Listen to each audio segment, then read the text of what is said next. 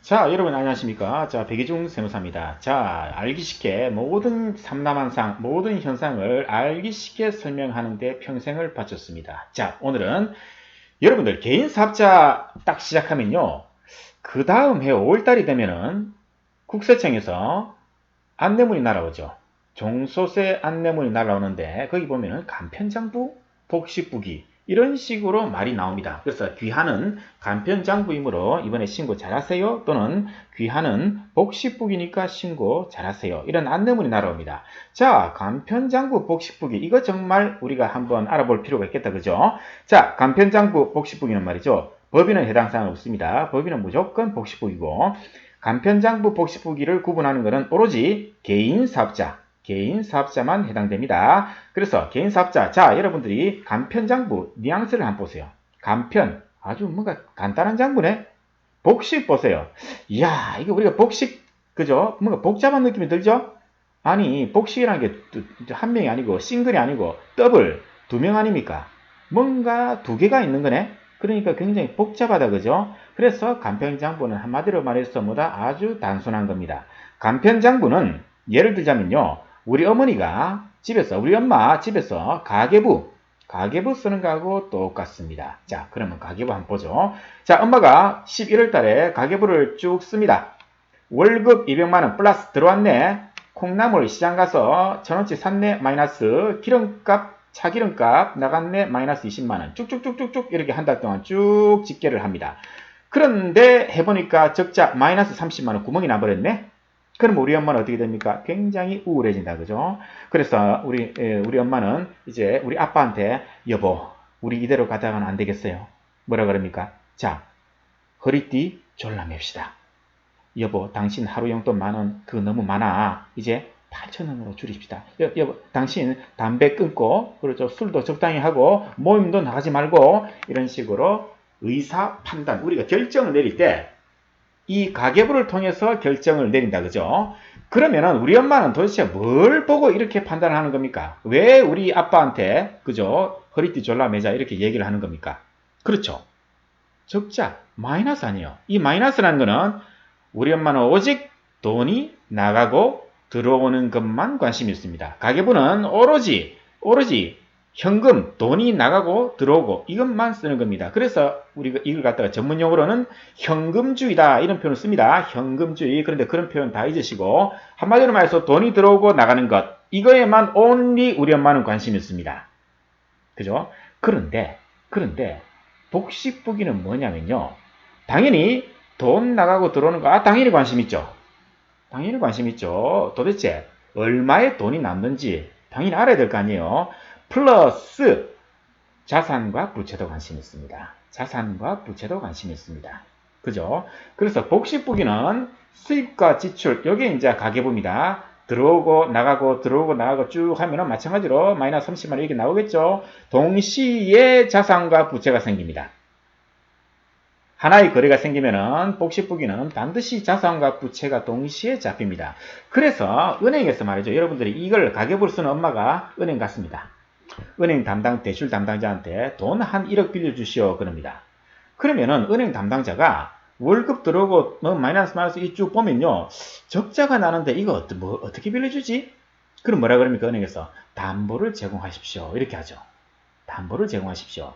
그런데 우리 엄마는 자산과 부채를 기록했습니까? 안 했죠. 안 했죠.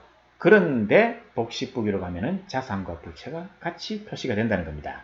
그래서 은행에서 또는 제3자가 봤을 때 여러분들의 개인 사업장이 어느 정도 현 위치에 있는지를 판단하기 위해서는 돈이 들어오고 나가는 것뿐만 아니고 여러분들 회사의 자산과 부채도 동시에 표시를 해줘야 된다.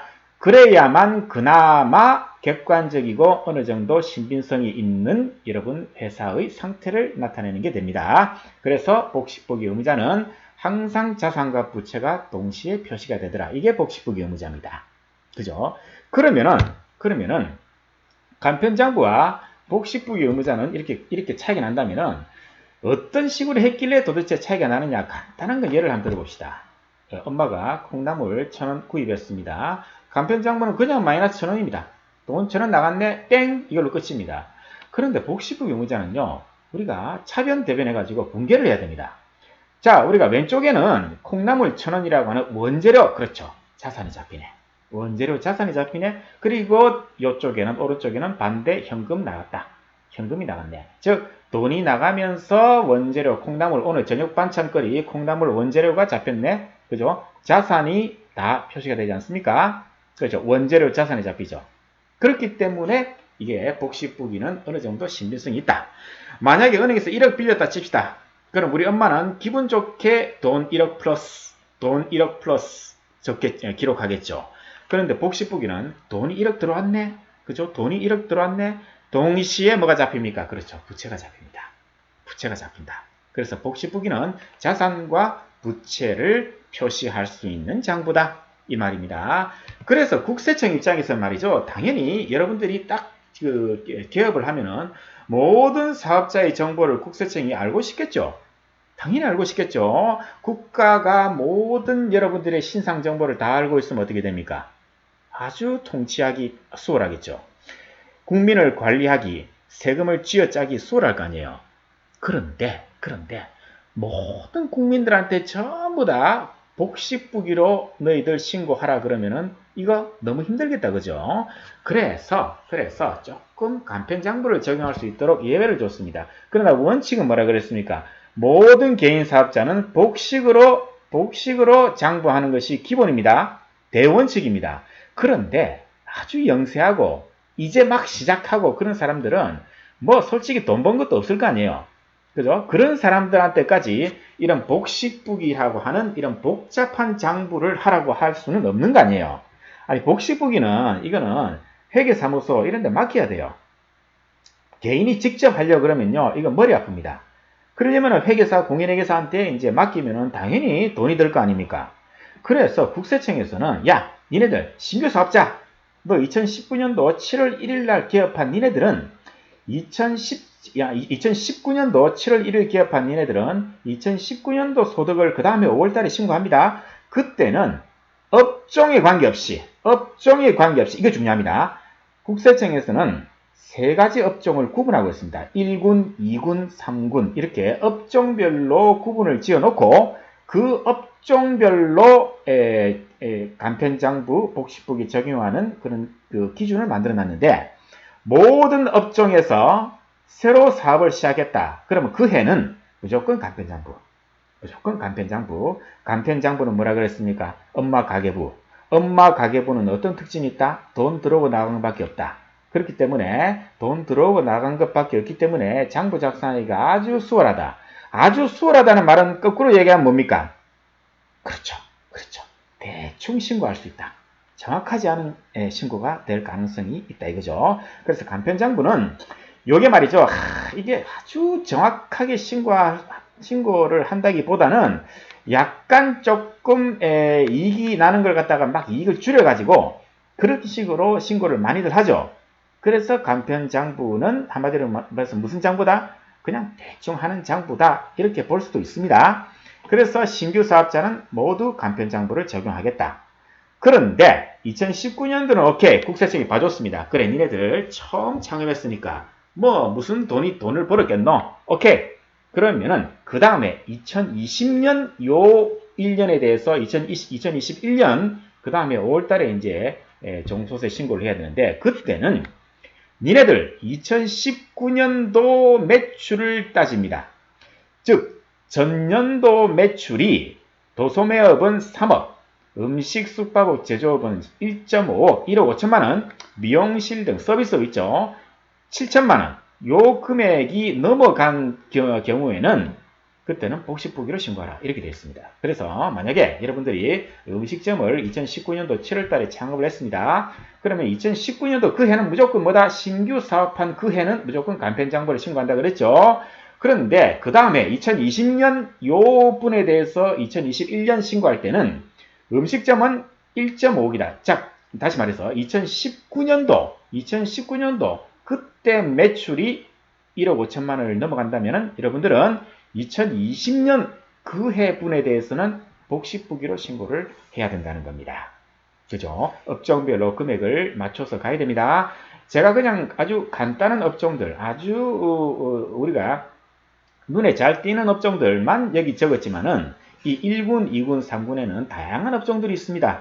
그거는 나중에 또 설명드립니다만 일단 큰 개요는 업종별로 기준 금액을 정했는데 그 기준 금액이라는 것은 직전 연도의 매출을 말한다. 직전 연도 매출이 업종별로 이 금액 미치다. 그러면은 간편장부 신고하면 되고 업종별로 직전 연도 매출이 이 금액을 넘어간다면은 복식부기로 신고를 하면 되는 겁니다.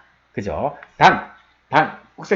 국세청은 뭐라 그랬습니까? 국가는 뭐라 그랬습니까? 그렇죠. 모든 개인 사업자는 복식으로 해주기를 원합니다. 즉, 복식부기로 장부하는 게 대원칙인데, 그냥 예외적으로 처음 창업했으니까, 또는 매출이 작으니까, 그냥 간편하게 신고해. 니네들은 우리 국가가 별로 대충 볼게. 관리 잘 안 하겠다. 이 뜻입니다. 그런데, 간편장부 대상자가 말이죠. 나는 싫다. 나는 말이죠. 은행 대출도 해야 되고, 앞으로 큰 웅대한 꿈을 가지고 있는 사업가다. 그래서 나는 간편장부, 이런 가계부 같은 이런 거 나기 싫다. 나는 처음부터 오리지널 정식적으로 복식부기로 하겠다. 즉, 간편장부 의무자가 복식부기로 신고했네? 그럼 국세청 입장에서는 어떻게 됩니까? 그렇죠. 좋은 거 아닙니까?